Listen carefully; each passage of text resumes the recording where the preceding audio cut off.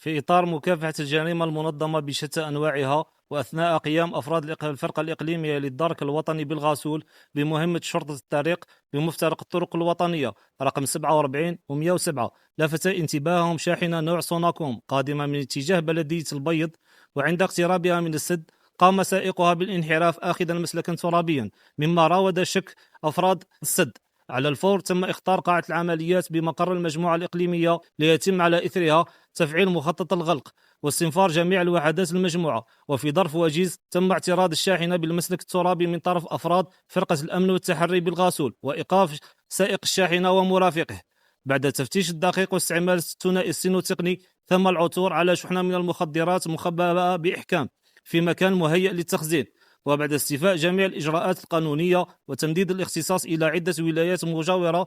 تم حجز قنطار و7 كيلوغرام من الكيف المعالج، توقيف 5 أشخاص تتراوح أعمارهم ما بين 29 سنة و55 سنة، من بينهم رعية أجنبي من جنسية إفريقية، شاحنة نوع سوناكوم، 38 قطعة من حجر النيزك، منظار أحادي و4 هواتف نقالة. فور الانتهاء من التحقيق سيتم تقديم المشتبه فيهم أمام السيد وكيل الجمهورية لدى محكمة البيض